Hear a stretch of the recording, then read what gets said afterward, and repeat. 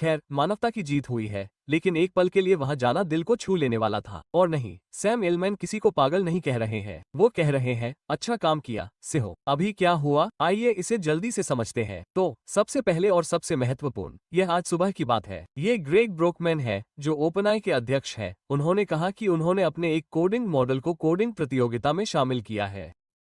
ये प्रतियोगिता 10 घंटे लंबी है और उन घंटों में से लगभग 9 से ज्यादा घंटों तक यह मॉडल मानव प्रतिस्पर्धियों को धूल चटाता रहा है। अब आपको वो छोटी क्लिप याद होगी जो मैंने कुछ समय पहले पोस्ट की थी। ये सैम एलमैन टोक्यो में वर्ष 2025 की शुरुआत में था, इस साल की शुरुआत में। और यह मूल रूप से सैम ओपनआई के कोडिंग मॉडल की प्रगति के बारे में बात कर रहा है। उनका पहला रीजनिंग मॉडल दुनिया का 10 लाखवां सबसे अच्छा कोडर था। सितंबर 2024 में 01 को दुनिया के 10,000वें सर्वश्रेष्ठ कोडर के रूप में स्थान दिया गया था।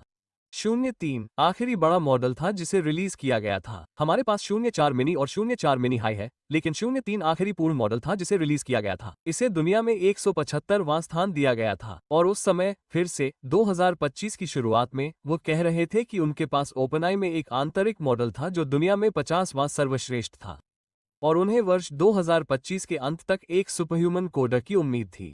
और टिप्पणियों में इस दृष्टिकोण की आलोचना करने वाले बहुत सारे शानदार तर्क हैं। हम उन तक एक सेकंड में पहुंचेंगे, लेकिन इस पर नजर रखना दिलचस्प था। तो फिर से फरवरी में उनके पास एक आंतरिक मॉडल था और 50वें स्थान पर सुपरह्यूमन कोडर को प्रोजेक्ट करते हुए, जैसे कि आप जानते हैं, 2025 के अंत तक नंबर 1 स्थान।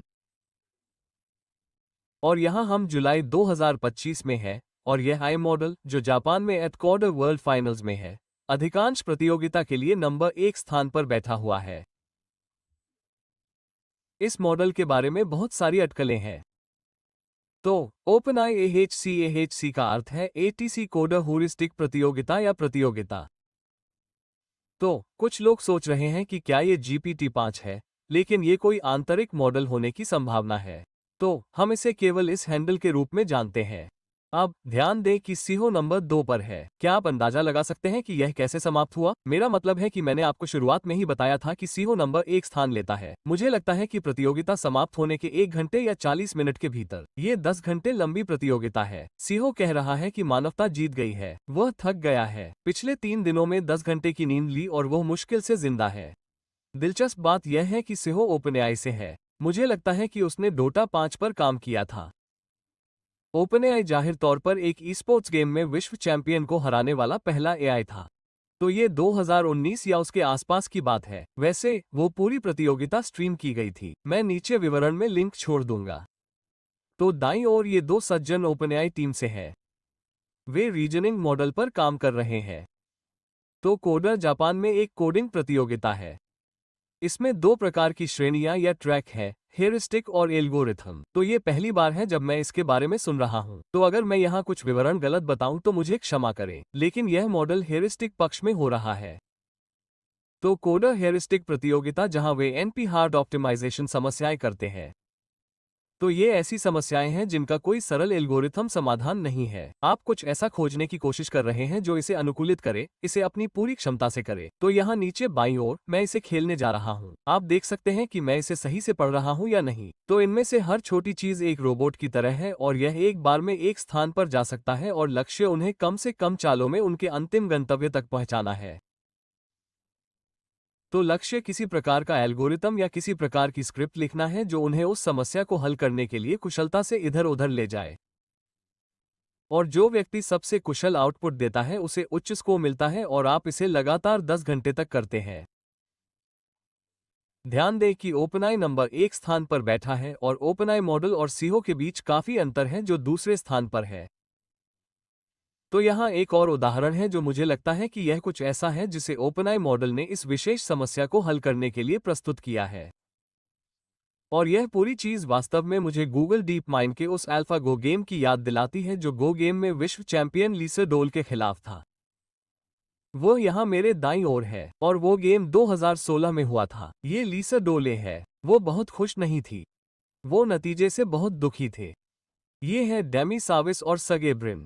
वो नतीजे से बहुत खुश थे। वो सम्मान जताने की कोशिश कर रहे थे, लेकिन आप देख सकते हैं कि वो इस बात से बहुत खुश थे। तो ये करीब एक दशक पहले की बात है जब न्यूरल नेट एआई ने छोटे छोटे मोहरों को बोर्ड पर घुमाना सीखा और वो इंसानी खिलाड़ियों से बेहतर कर पाए।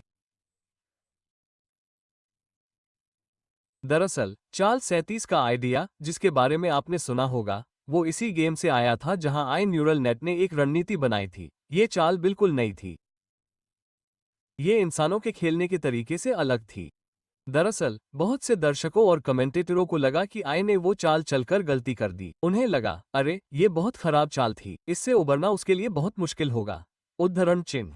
लेकिन जब आई ने गेम जीत लिया तो पीछे मुड़कर देखने पर लोगों को एहसास हुआ कि वो वाकई एक बहुत ही अहम चाल थी जिसने गेम को जीत लिया। Introducing Agora's conversational AI engine. Build and integrate your AI agent in ने गेम को जीत लिया। हमें इसे समझने और समझने में थोड़ा समय लगा, और अब लगभग 10 साल बाद हम इसमें और इस 8 कोडर वर्ल्ड फाइनल्स 2025 में काफी समानताएं देख रहे हैं। लेकिन अब इंसान इन टुकड़ों को अपने आसपास घुमाने में प्रतिस्पर्धा नहीं कर रहे हैं, बल्कि छोटी छोटी स्क्रिप्ट और एल्गोरिदम बना रहे हैं जो उन समस्याओं का सबसे अच्छा समाधान खोजने की कोशिश करते हैं। और यहाँ खेल के अधिकांश समय की स्थिति है तो ये बहुत शुरुआती है। कुछ शुरुआती समस्याओं के स्कोर अभी तक गिने भी नहीं गए हैं, लेकिन अधिकांश समय के लिए आंतरिक ओपनी मॉडल ये शीर्ष पर है। यह नंबर 1 है और ये तब तक बढ़त बनाए रखता है जब तक कि यह लगभग 1 घंटा शेष नहीं है सेहो पकड़ रहा है। तो वो ओपनिंग आइज मॉडल से बस कुछ ही दूरी पर है। यहाँ 47 मिनट शेष है, वो और भी करीब है, और यहाँ 25 मिनट शेष है, वो बढ़त लेता है। तो मानवता अभी तक जीत गई है।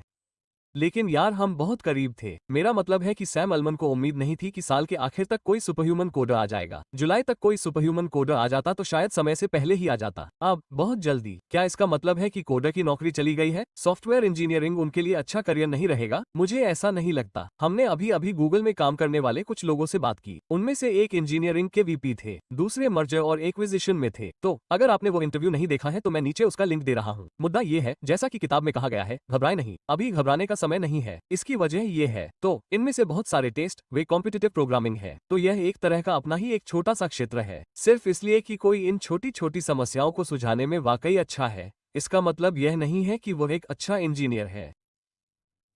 एक और बड़ा मुद्दा जिस पर हमने चर्चा की वह यह है कि कसर और विंडसर्फ और अन्य सभी चीजें, कोड और चैटबॉट जैसी एआई सहायता प्राप्त आईडी की तुलना में इन चीजों का मूल्यांकन ऊर्ध्वाधर हो रहा है।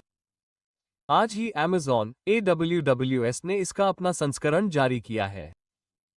बेशक विंडसर्फ को ओपनआई और गूगल और टेक्निशियन लैब्स डेवोम के पीछे के लोगों ने खरीदने की कोशिश की थी, इसलिए इनकी बहुत मांग है। हर कोई या तो अपना खुद का बनाना चाहता है या उन्हें खरीदना चाहता है। इससे ये पता चलता है कि कोई भी पूरी तरह से स्वचालित आई कोडिंग एजेंट पर दाम नहीं लगा रहा है, जो कि बहुत जल्द आने वाला है, क्योंकि आपको शायद इन उपकरणों की आवश्यकता नहीं होगी। इन उपकरणों के लिए, आप जानते हैं, एक इंसान की आवश्यकता होती है जो लूप में हो और एक इंजीनियर इन सभी एजेंटों को ऑर्केस्ट्रेट कर सके और इन कोडिंग एजेंटों द्वारा और अधिक करने में सक्षम हो। इसलिए मेरा मानना है कि यह महान इंजीनियरों की जगह नहीं लेगा, यह महान इंजीनियरों को सक्षम करने वाला है। अब मुझे लगता है कि यह लोगों के लिए इसे और अधिक सुलभ बनाने वाला है, जैसे कि बहुत से लोग इसमें शामिल होंगे और कुछ चीजों को कोड करने में सक्षम होंगे। लेकिन जिन लोगों में दिमाग की शक्ति और महान इंजीनियर बनने का हुनर है, वे जल्द ही कारोबार से बाहर नहीं होने वाले हैं। मैं इस पर दाम नहीं लगाऊंगा। इसलिए मैं चाहता हूं कि लोग इस बात को ध्यान में रखें कि जब हम इस सुपरह्यूमन आई कोडर आदि के बारे में बात कर रहे हैं, तो अभी यह हम सभी के लिए एक अच्छी खबर की तरह लग रहा है। ये लोगों को और अधिक करने में सक्षम बनाएगा। जैसा कि सेहो यहाँ कह रहे हैं, आप जानते हैं, ये अनंतिम परिणाम है, लेकिन मेरी बढ़त काफी बड़ी होनी चाहिए। इसलिए मुझे लगता है कि एक बार जब वे सब कुछ मिलाना शुरू कर देंगे, तो मुझे लगता है कि वो दूसरे स्थान पर वापस आ सकते हैं, लेकिन बढ़त काफी बड़ी लग रही है। और यहाँ उन्होंने बताया कि उन्हें लगता है कि आई कहाँ आसानी से जीत जाएगा और कहाँ इंसान आसानी से जीत जाएगा। एक ऐसी स्थिति जहाँ आई जीत जाएगा, वो मानक या अत्यधिक शोर वाली समस्या होगी। साथ ही एक बड़ा बजट, इसलिए आई के लिए सोचने का एक बड़ा बजट। इसलिए आप समाधान तक पहुंचने के लिए बहुत सारे टोकन खर्च कर रहे हैं, और ऐसी स्थितियां खोजना आसान है जहां इंसान जीत जाएगा। ये जटिल बुनियादी समाधानों के साथ रचनात्मक समस्याएं हैं और साथ ही इंसानों के समान ही परीक्षण बजट है। यह आक अजी की बात के अनुरूप है ना? तो यह विचार कि हम अधिक नमूना कुशल हैं। हमारे पास अधिक तरल बुद्धि है। हम उन चीजों के लिए नए समाधान के साथ जल्दी से आने में सक्षम हैं जिन्हें हमने पहले नहीं देखा है। जैसे हम पैटर्न को तुरंत पहचान सकते हैं और फिर यह पता लगा सकते हैं कि समस्याओं को हल करने के लिए उन पैटर्न का उपयोग कैसे किया जाए। और मुझे लगता है कि यह हर किसी के लिए एक अच्छी खबर है, क्योंकि ऐसी संभावना है कि ऐसे क्षेत्र होंगे जहां आई और न्यूरल नेट, जहां यह अंतिम समाधान होगा, जहां कुछ प्रकार के क्षेत्रों में मनुष्य इसे हरा नहीं सकते। और कुछ ऐसे क्षेत्र होंगे जहां मनुष्य हर बार जीतेंगे। तो मुझे बताएं कि आपने इस बारे में क्या सोचा। क्या आपको लगता है कि यह एक बड़ी बात है कि ओपनआई में इस तरह के आंतरिक मॉडल हैं? या फिर आपको लगता है कि अगर वे इन प्रतिस्पर्धी कोडिंग प्रतियोगिताओं में सभी लीडरबोर्ड में टॉप पर भी आ जाएं तो भी वास्तविक दुनिया में इससे कोई खास फर्क नहीं पड़ने वाला है? मुझे कमेंट में बताइए। और अगर आप यहां तक पहुंच गए हैं तो अच्छा काम किया, साइको। मेरा नाम वेस रोथ है।